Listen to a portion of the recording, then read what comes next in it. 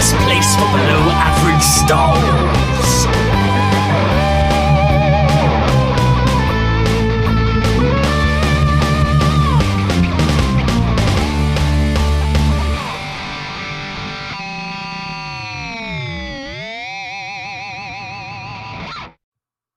Hello there, and welcome to the Star Wars Show, the best place for below average Star Wars. I am the Geordie Jedi Pete.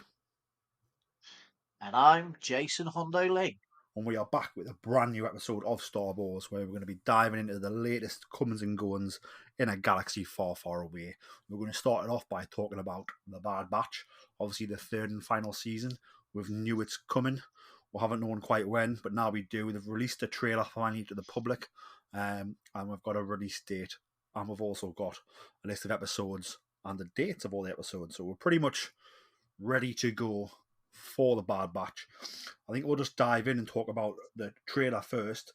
But first up, Jason, obviously we know there was rumblings in the fandom that a trailer could come at any time, and then a trailer did come at any time. So how were you feeling when the trailer hit your feed? Obviously not expecting it, and obviously what were your thoughts on sort of finally getting to watch that final trailer for this third and final season of Star Wars The Bad Batch coming to Disney Plus? Yeah, it was something I was really looking forward to. As you know, I'm a huge fan of anything animated, and Bad Batch I'm really into. Currently rewatching all of the episodes in preparation for the final season. Um, and yes, to get a trailer, it sort of I spotted that it come out whilst I was at work, so I had to wait till I got home, and was really pleased to be able to sit and watch it. Um, and obviously, there's been a lot of the trailer was sort of what I expected from a Bad Batch trailer. Obviously, we're seeing that there's there's big rumblings. You know, the whole thing looks like obviously the big thing is going to be to rescue Omega. And I I was seeing more. Obviously, it looks like we're going to see more of the Emperor and his intentions. So I think we're gonna get a resolution to what's been going on with the cloning, which obviously, for what's happened in the films, is quite a big thing to know about. So that's something that I'm really, really looking forward to. And then obviously watching the trailer, as I say, there was a lot of stuff. You know, you've got the Wrecker smashing things, Hunter being the leader. I noticed there wasn't a huge amount of echo, and obviously, apart from seeing him fall to his demise, there wasn't anything of Jack, which was interesting to say the least. But I think that resolution or what happens there is something they're going to hold us waiting for. Obviously, we also saw Crosshair being dragged through under arrest, so to speak. So it's going to be interesting to see, is he going to be reunited with the guys? And they've brought back a lot of, we got the quick snippets of characters from the other series that have all appeared. So obviously it looks like Cad Bane's coming back, Fennec Shand, and many others. And then obviously the big reveal came at the end, and is the one that everyone's talking about. And we got this image. Well, first of all, we heard her voice and the unmistakable voice of Sarge Sarge Ventress. And then it was the image, and it's like it was very different image to what we've seen her as, really.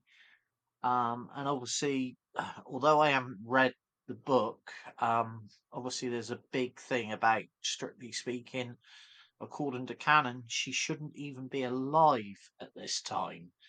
But we've had all the talk that this will be revealed and there will be a genuine reason.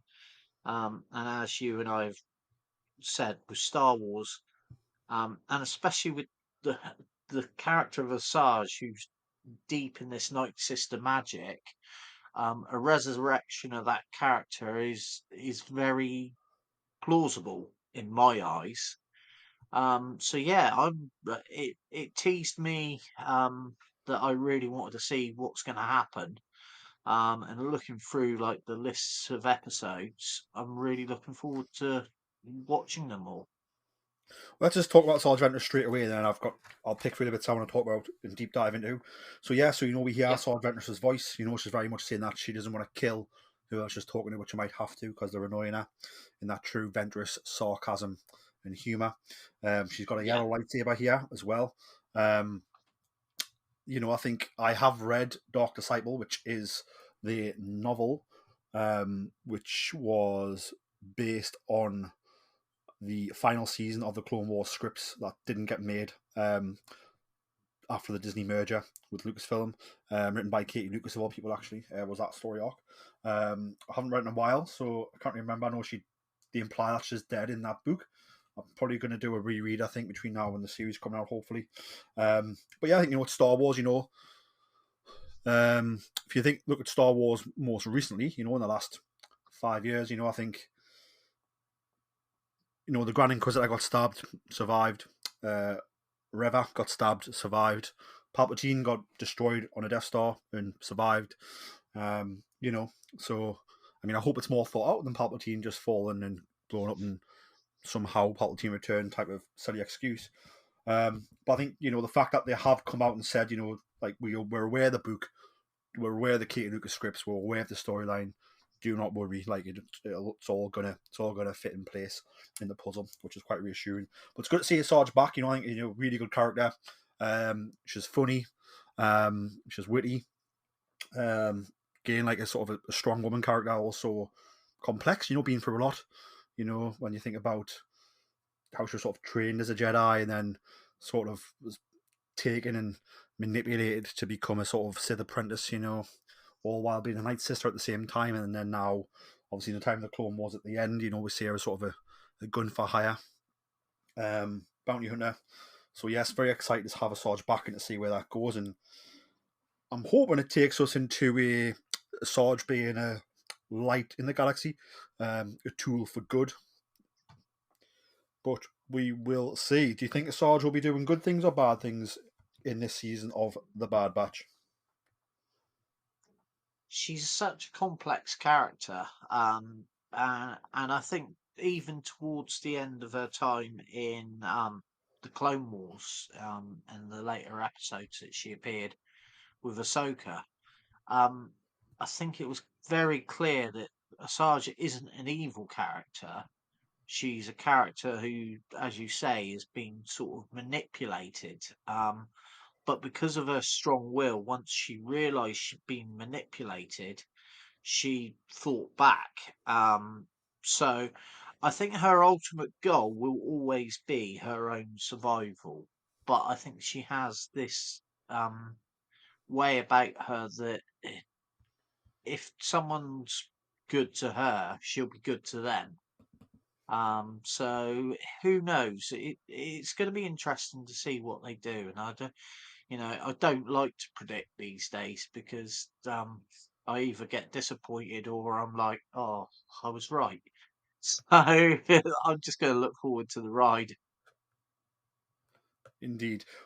Also returning characters who we know are alive in this time frame is, of course, Cad Bane and Fennec Shand. Obviously, both bounty hunters. Cad Bane probably linked more to the Empire than Fennec is, in the storytelling we've had so far. What's your thoughts on Cad Bane and Fennec both being shown in the trailer here in very tiny little sort of splash clips? And do you think they're going to be working for the Empire? And do you think they're going to be hunting down what remains of our favourite Clone Force 99? I have a feeling Cad Bane almost definitely will be working for the Empire. Um, with Fennec Shand, it's hard to tell. And again, I quite like the fact that she is quite a complex character in that, you know, she can change allegiances very easily, but more out of respect for how the people treat her. So she's a character that it'd be interesting to see where she is at this point of the story, because obviously this part of the story is taking us closer and closer to where we first met her in the Book of Boba Fett. It is indeed. I can imagine, like, if she comes into some sort of altercation with the Bad Batch and they end up sort of saving her by accident, or they have to save each other, I can see her them being sort of friendly and acquaintances with Hunter and the gang, but time will tell, I suppose, on that one. You mentioned Palpatine and cloning. We see him here on Mount Tantus, the secret Imperial facility where a lot of shady things are going on. He says that you will give them whatever they need, as what they are working on right now is imperative to the sort of the future and the security of the Empire. Which again, is that about cloning? Is it about Palpatine clones and Sith clones? And this what happens here going to have a direct effect to the Sith homeworld that we see in The Rise of Skywalker.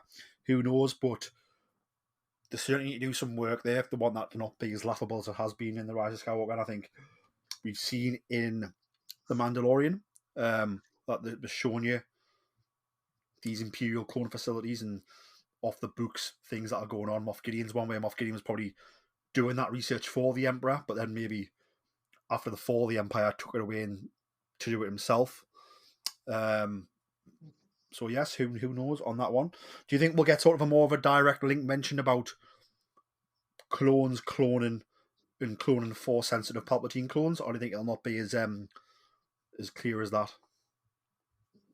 No, I think this is going to lead to an explanation of how either where we got to with the cloning leading up to like what we've seen, as you say, in The Mandalorian, or even further, it could even just be right. This is what Palpatine was up to.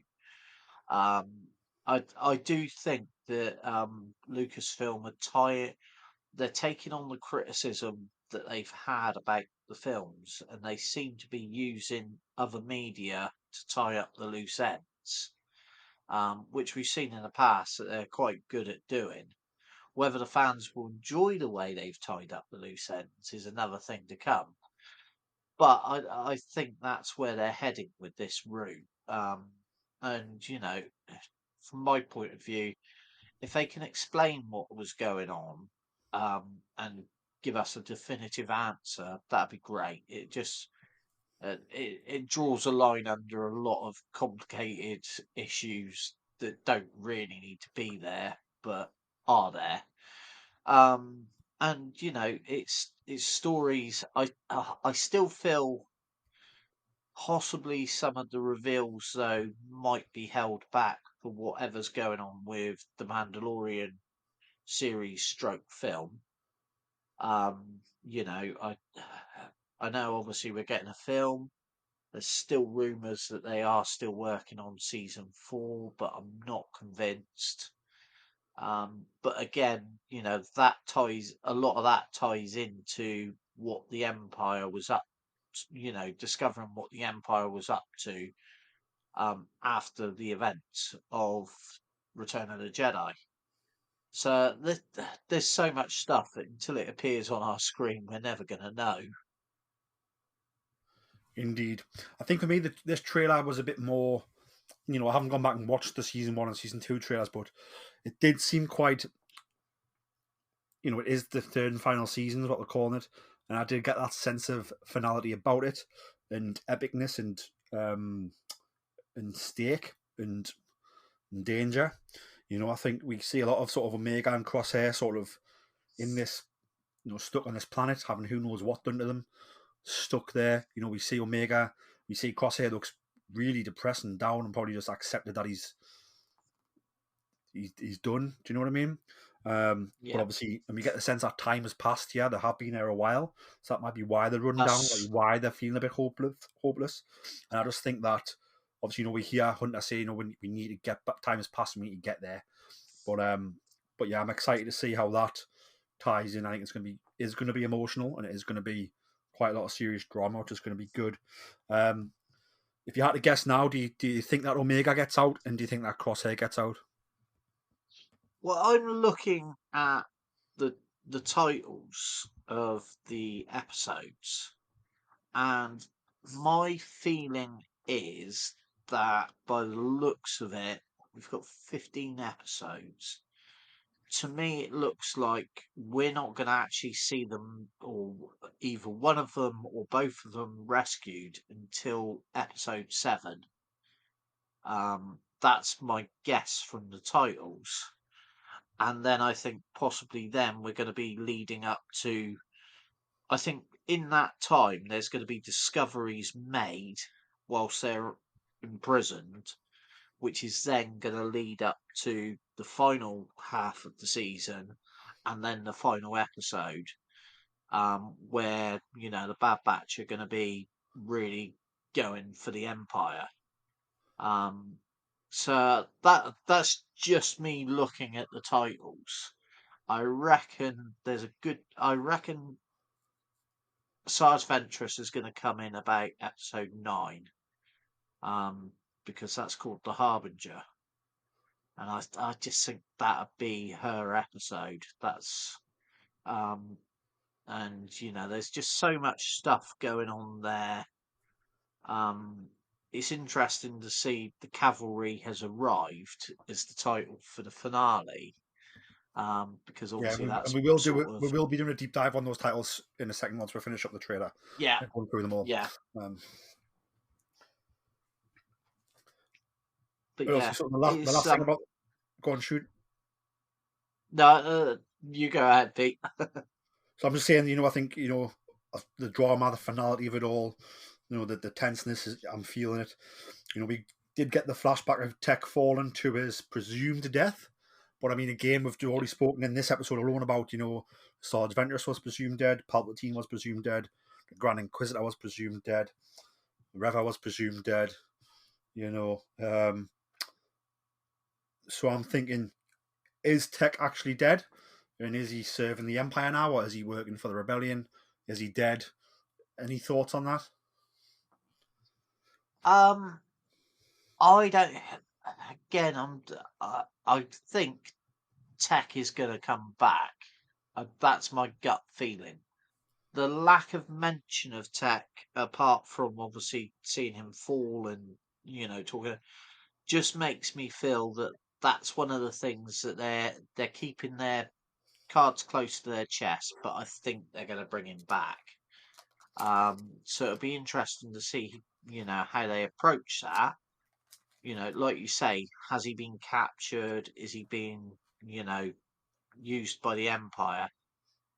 Tech's a character I can't see that happening to. I can, but again, who knows with where this is going, and that's part of the fun of Star Wars. We can guess, we can second guess, but until it's there, we don't truly know. Yeah, I think for me, I think Tech falling to his death and being taken away from the Bad Batch was very much it showed the extremes of the situations that they're in and the extremes of the situation in the galaxy. So it was an important death, that makes sense.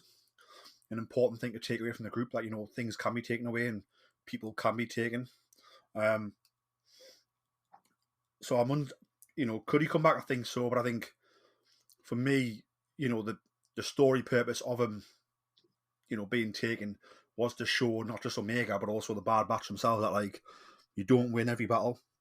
You've won every week for 2 seasons, but now you're not, because guess what? Like, the Empire, and the Almighty, and they are a big problem. So we will see what happens there. If he does survive, I don't think he'll be being used by the Empire, just because I think we've seen that before with Echo when he's being used by the Separatists when they had him plugged in. If you do you know what? Yeah, no, Yep. I know So, what I get exactly where you're coming from there. so I feel it would be like too much of a rehash of that.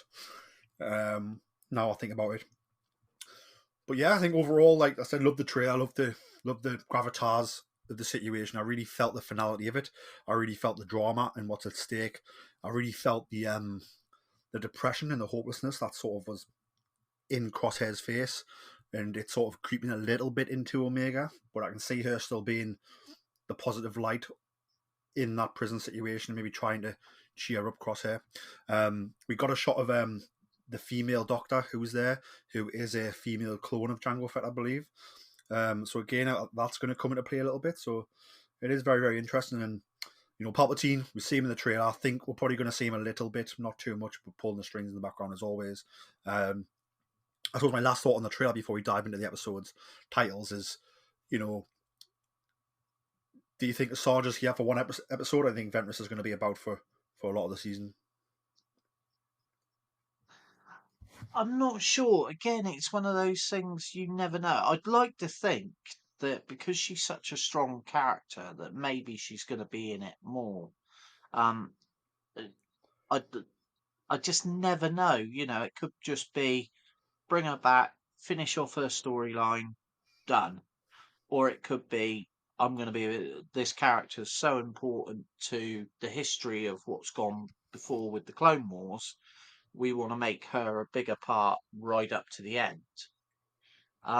So again, it's hard to second guess. I would like, and I've said for a lot of times, if there was other series that I'd like to see, it would more about Asajj Ventress because she was one of my favourite characters. So if that happens, then great. I'd bring it on as far as I'm concerned because she is a great character. So diving into the episode schedule. So obviously we've got the trailer. The total, so we're getting a 3-episode premiere, and they also dropped us not just the date of that 3-episode premiere, which is the 21st of February, but also all of the dates for all the episodes. So on the 21st of February, we get a 3-episode season 3 debut. The episodes are called Confined, Paths Unknown, and Shadows of Tantus. So I imagine that's where we're going to get a lot of the Tantus stuff. We're going to see Omega, and we're going to see Crosshair being, downtrodden and down on luck and probably feeling pretty hopeless. We're going to see what the Bad Batch are doing and how they're planning on how they're dealing with, not having Omega. And then Shadows of Tantus, I think we're going to see, Palpatine scheming and what he's got those doctors working on. Then on the 28th of February, we've got episode 4, A Different Approach. And then on the 6th of March, we have The Return. And then on the 13th of March, we have a double episode week. So I don't know if they'll be so they should be airing the same day. And that's Infiltration and Extraction. So it could very well be the Infiltration and Extraction of Crosshair or Omega, all the other way around. On the 20th of March, we've got Bad Territory, which will be episode 8. On the 27th of March, we have The Harbinger. On the 3rd of April, we have another double episode, Identity Crisis and Points of No Return. On the 10th of April, we have Juggernaut, which will be the 12th episode. On the 17th of April, we have Into the Breach. On the 24th of April, we have episode 14, Flash Strike.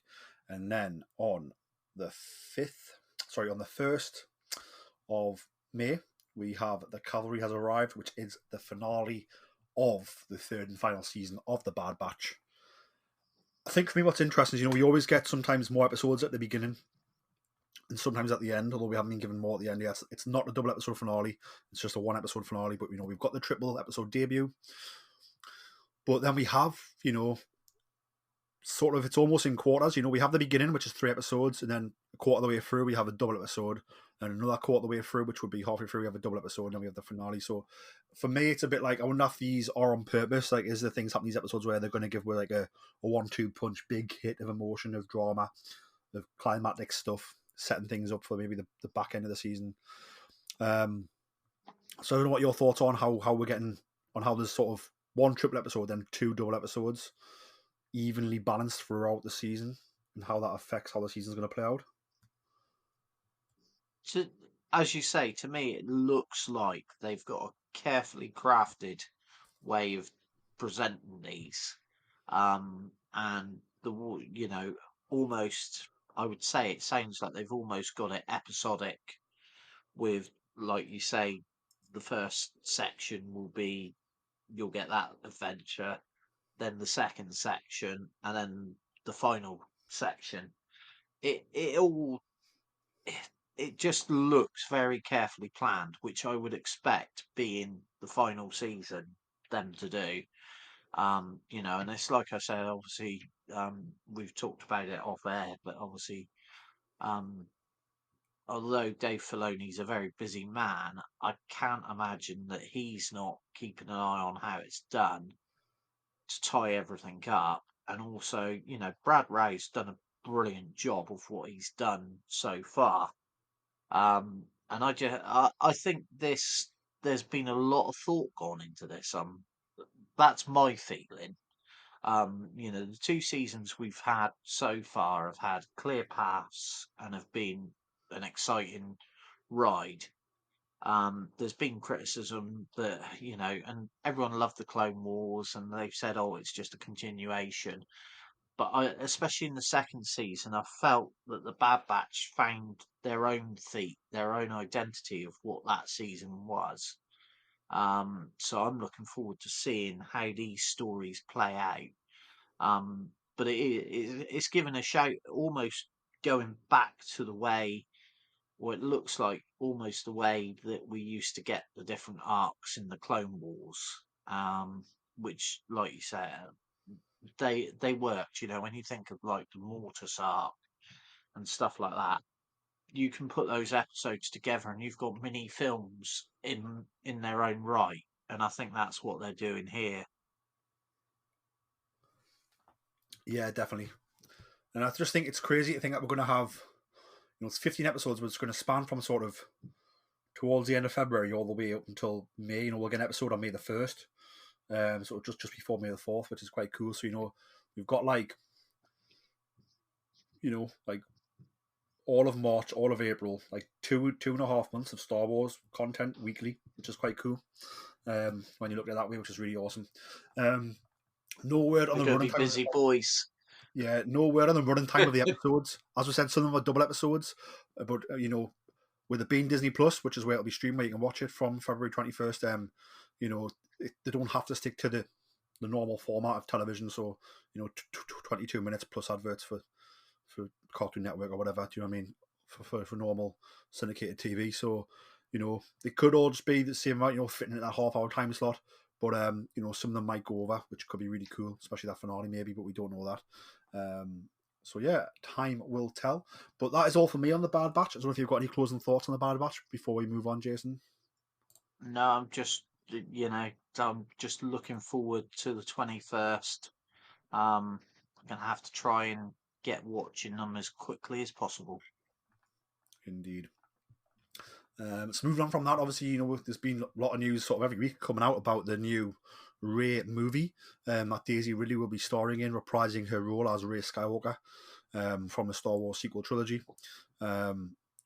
Also, we know it's Daisy Ridley returned to star in the movie being directed by Sharmeen Obaid-Chinoy.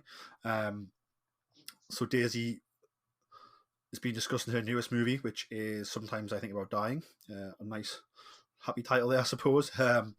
Which is in cinemas on the 26th of January if you want to watch it. But a lot of the talk's been about the continuation of Rey. This it's being coined as the new Jedi Order, perhaps. Like I said, directed by Sharmeen Obaid-Chinoy. And she was asked about, will it be weird making a Star Wars movie without her co-stars, particularly Adam Driver, John Boyega, Oscar Isaac, etc. And what she said is no, because I don't know what is what or who is who in the new movie. So much has happened for me since the Skywalker saga. I feel like I've grown up now. When I first started, I was like 20. I was the youngest on set. It took me the first 2 Star Wars films to feel worthy of being there. Now I'm in my 30s. The whole thing feels quite different. I've been able to work with other filmmakers, and hopefully I've got better as a performer. Then she was asked, you're reprising your roles Rey in the new Star Wars movie directed by Sharmeen Obaid-Chinoy. How will the franchise's first female filmmaker impact the series? And obviously she went to say that she didn't know. She was obviously excited to do the job, but not because Sharmeen is a woman. Obviously, Sharmeen Obaid-Chinoy has done a lot of really awesome documentaries. The documentaries are amazing. Her idea for the story is cool as shit, is what she said. Pardon my French. She didn't give any spoilers on that though. But Daisy really has received a rundown of the entire story from Charmin, and it's got her really, really excited. And she's gone to say that if it wasn't amazing, she wouldn't have been so happy to do it. She probably would have been a bit more reluctant and have said, "Okay, call me in 5 years," but she said it's really, really worthwhile. So yeah, I don't know. Obviously, not much information there, but it's great to see that she's obviously very excited to be coming back to Star Wars. She feels older, wiser, a better actress. Even though her performances were fantastic in the sequel trilogy, but she feels she can bring even more to the role now, and even better. She thinks this story is absolutely wonderful, and can't wait to sort of dive into it, which is fantastic. So I don't know what your overall thoughts are on where we are so far with the new Rey movie, and obviously, just sort of what you're hoping for at the minute, and do you think it'll start shooting this year or not? I suppose is what I want to hear from you, Jason. Um, it's an interesting one. I'm excited in some ways because I think there's a lot that could be done with the character. Obviously, a lot that could be done with the whole, rediscovery of the Jedi almost. And as we know, Rey's got those ancient texts that Luke was so determined to destroy. Um, and I'm it's one of those things that, in some ways, I was thinking, okay, move on from the Skywalker characters, but because of Rey being such a young character and having the potential to do so much, I'm quite looking forward to it. And I like the fact that it's a strong female lead, that it's going to be, a story. I'm convinced it will be a very deeply Star Wars story, because I think they know that's what the fans want. And the fact that obviously she's heard the idea, she knows the direction it's going in. I don't think she would have easily gone back into this if it hadn't have been for that. So no, I'm really looking forward to it. Daisy Ridley, I think towards the end, really, as she says in this, she sort of grew up with her acting in those three films, and by the Rise of Skywalker, I think she showed herself to be a really strong character actor and everything. So I'm looking forward to seeing where Rey's journey leads. I suspect that, obviously Adam Driver's quite vocally said that he's done with the character of Kylo Ren. And I actually think maybe that fits with how the series ended. I'd rather they don't go back over that sort of thing. John Boyega, I think, could easily come back as Finn, and it would fit very nicely with obviously his relationship with Rey. And everyone would love to see Poe Dameron back, that's for sure. And there's so many other characters that could easily slot in. They don't even need to have big parts, but it would, just for Rey to come across these characters on whatever journey she's going on. But also, it'd be really nice to see some new, interesting characters brought back into it.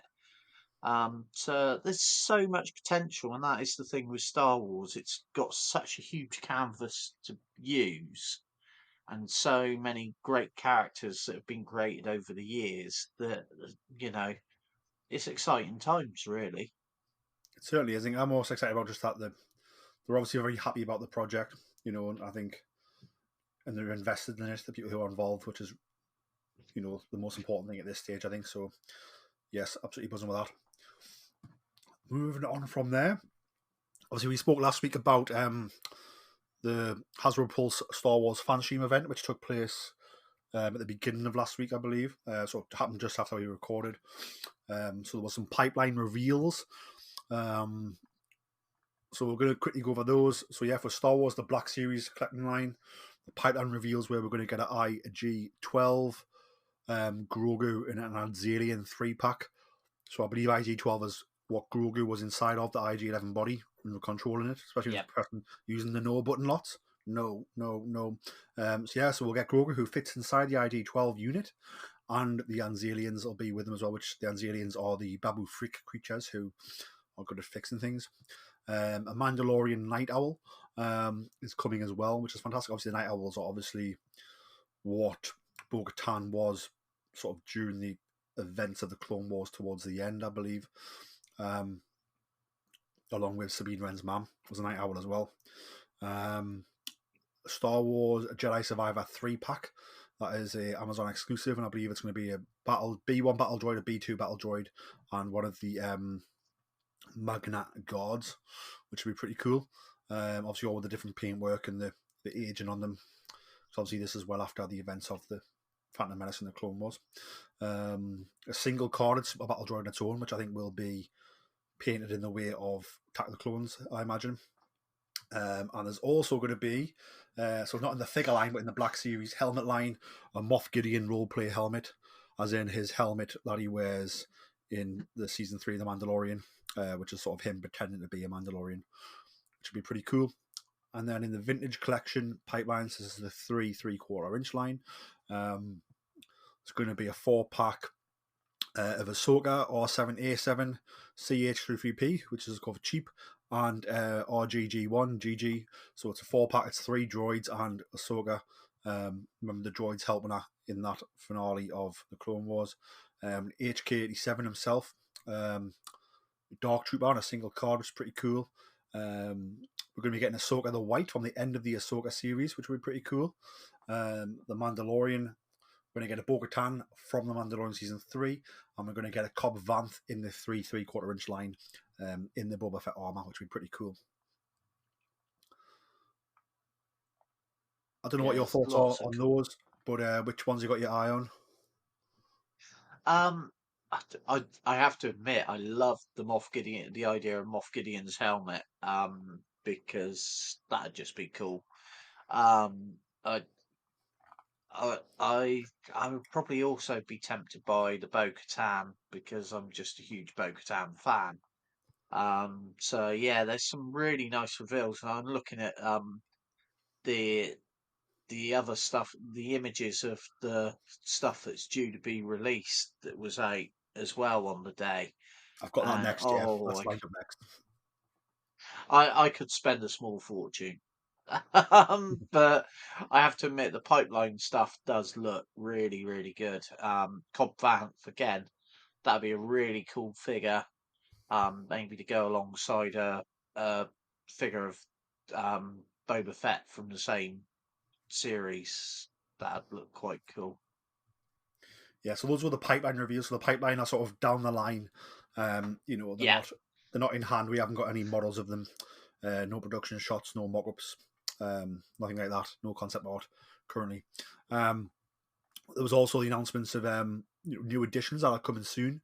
So the two biggest ones are probably the double pack of Sabine Wren and Chopper. So these are in the 3/3/4 inch line, the vintage collection, and these come on the art cards of Star Wars Rebels. So essentially, we're getting 4 members of the Ghost crew with the Ghost HasLab, and those come on the Muriel cards.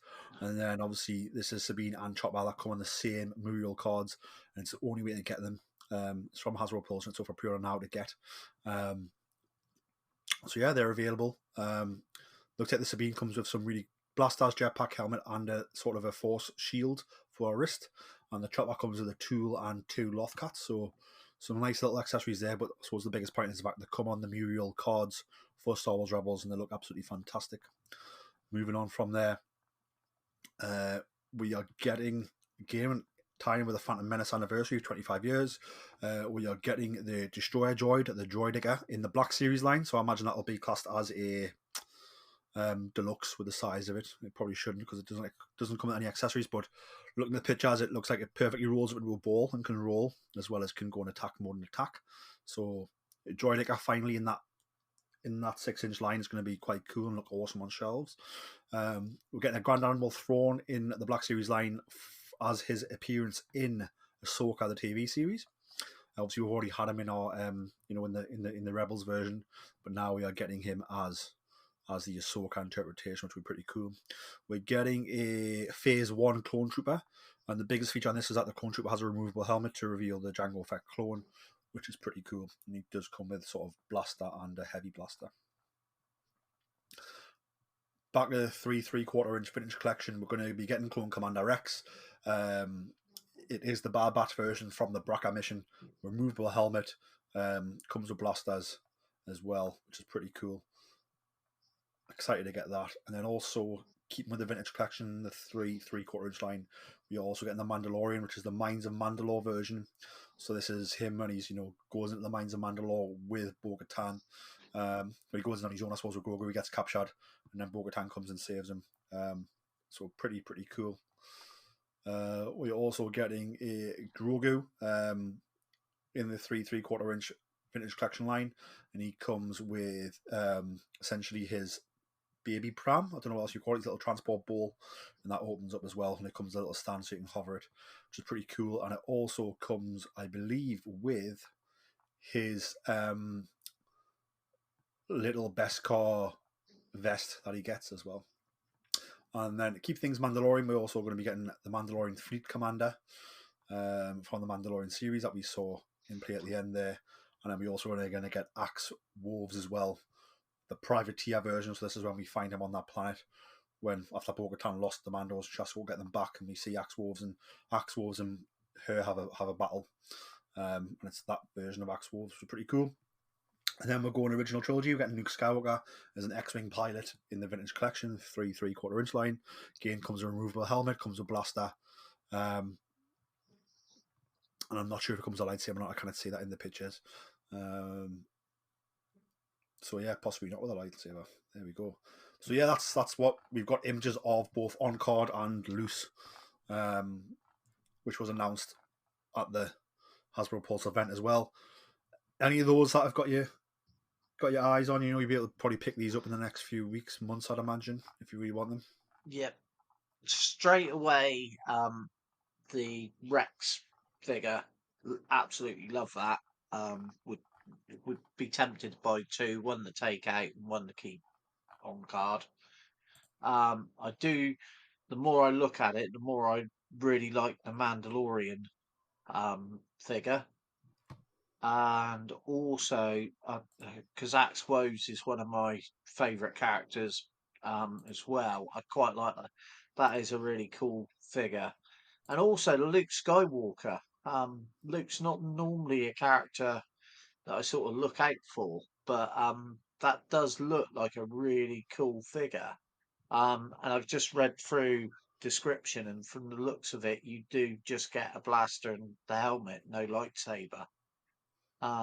So yeah, no, that is I really do like a lot of those. Gonna have to start saving my pennies. You are indeed. I pre-ordered my vintage collection, Sabine and Chopper. Obviously, I've backed the Ghost. The Ghost is coming. Hopefully, back into this year, it will ship. And with that, I'll get Kanan, I'll get Ezra, I'll get Zeb, and I'll get Hera on those lovely vintage collection cards that have the Ghost Crew Muriel paint on the back of them. And then obviously you'll be adding Sabine, Wren, and Chopper to that. So I pre-order mine there, and the pre-order is up. So I recommend getting those while you can. Moving on from that, we've also had some Lego announcements. So I'll let you take those away and take us through what Lego have announced and what's coming. Yeah, well, none of these were really announced by Lego. They were accidentally found online. We knew these were sort of coming, or we had an idea. But obviously, this is the first look that we've got at the 25th anniversary of Lego Star Wars and what's coming out this year. The first one that straight away took my eye was obviously the R2D2 model. I was a little bit surprised because it's not that long ago since they did R2D2, but obviously they've decided to do it again, and it does look like a really cool um, model. So I could be tempted by that, and the price points on both of these, from what I've seen from the foreign markets, who sort of accidentally leaked them beforehand, they look really reasonable. So I think the R2 is slightly smaller than the previous design. but it's cool. And then we've got this brilliant Tantive 4 set, similar to a lot of the other sort of models they've been doing recently. For example, the Dark Trooper set from The Mandalorian.